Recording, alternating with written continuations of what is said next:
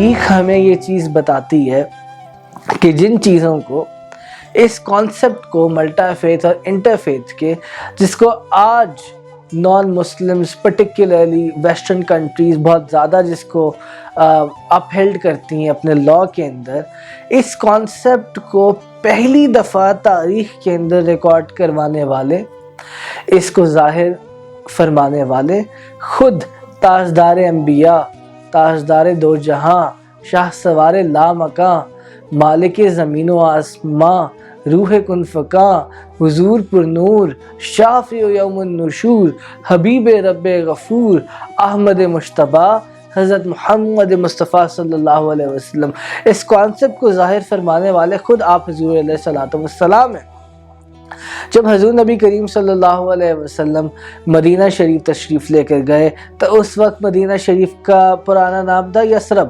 تو حضور علیہ السلام نے یثرب کے اندر جو صحیفے کے تھرو جو کانسٹیٹیوشن آپ نے ڈرا فرمایا، اس کے اندر آپ نے 3 چیزوں کا ذکر فرمایا، آپ نے 3 چیزوں کو ریکگنائز فرمایا۔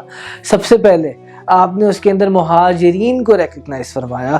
مہاجرین وہ مسلمان تھے جو حضور علیہ السلام کے ساتھ مکہ مکرمہ سے مدینہ شریف تشریف لائے تھے، اور دوسرا حضور علیہ السلام نے اس کے اندر انصار کو ریکگنائز فرمایا، اور یہ وہ لوگ تھے جو مدینہ شریف میں پہلے سے مقیم تھے۔ اور پھر حضور علیہ السلام نے جیوز اور مشرکین کو ریکگنائز فرمایا اس صحیفہ کانسٹیٹیوشن کے اندر۔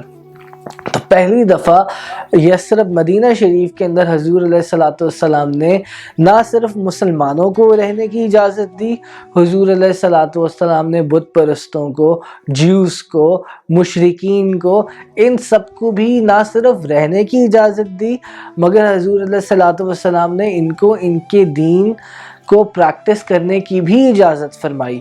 اور حضور علیہ السلام نے اس کے اوپر کیوں ایسے عمل فرمایا؟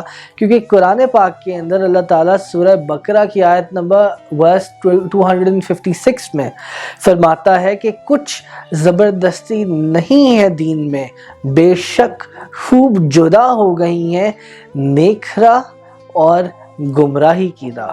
تو اس سے ہمیں پتہ چلتا ہے کہ حضور علیہ السلام نے بے شک ان لوگوں کو بتایا اور ان کو دین اسلام کی طرف بلایا، ان مشرکین کو اور ان جیوز کو، نان مسلمز کو، مگر آپ نے سختی نہ فرمائی۔ تو جو لوگ اسلام کے اندر سختی کرتے ہیں وہ حضور علیہ السلام کی تعلیم نہیں ہے۔ حضور نے محبت سے دین کو منوایا ہے، حضور نے محبت کری ہے، اور حضور نے زبردستی نہیں کری ہے۔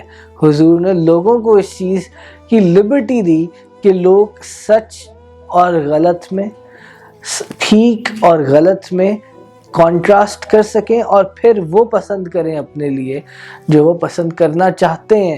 تو حضور علیہ السلام نے پہلی دفعہ یہ ملٹا فیتھ کا کانسیپٹ جو ہے حضور علیہ السلام اس دنیا میں لے کر آئے، جس کو آج ویسٹرن سوسائٹیز جو ہیں بہت زیادہ اپ ہیلڈ کرتی ہیں۔ اسی طرح حضور نبی کریم صلی اللہ علیہ وسلم کی ایک اور حدیث ہے جس کا مفہوم یہ ہے کہ حضور نبی کریم صلی اللہ علیہ وسلم نے فرمایا کہ کوئی عرب کسی اجمی پر اور کوئی اجمی کسی عرب پر فضیلت نہیں رکھتا، فضیلت نہیں رکھتا، اور کوئی گورا کسی کالے کے اوپر بھی فضیلت نہیں رکھتا، بس یہاں یہ ہے کہ تقوی کی بات اور ہے۔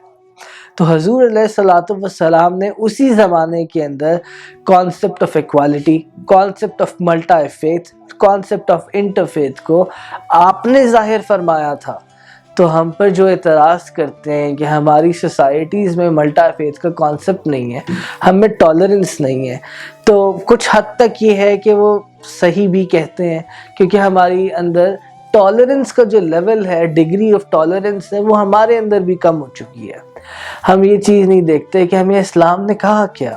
حضور علیہ السلام نے تو سختی نہیں برتی، اور قرآن شریف کے اندر سورہ بقرہ میں بھی اللہ تعالیٰ فرماتا ہے کہ there is no compulsion in religion۔ تو when اللہ تعالیٰ is saying کہ there is no compulsion in religion، کہ ریلیجن کے اندر دین میں کوئی سختی نہیں ہے، تو پھر ہم کیوں سختی کرتے ہیں؟ تو یہ اسلام کا نام نہیں ہے، یہ اسلام کا پیغام نہیں ہے۔ یہ حضور علیہ الصلوۃ والسلام کا پیغام نہیں ہے۔ آپ نے سختی سے منع فرمایا، آپ نے دعوت ضرور فرمائی، اور پھر آپ نے لوگوں پر چھوڑ دیا کہ وہ سچ اور حقیقت کی راہ کی طرف آئیں، اسلام کے پیغام کی طرف آئیں یا نہ آئیں۔ تو ملٹی فیتھ اسٹیٹ ہونا بھی پہلی دفعہ the first multi faith state جو تھی وہ خود یثرب تھی، جو کہ مدینہ شریف جس کا نام ہوا۔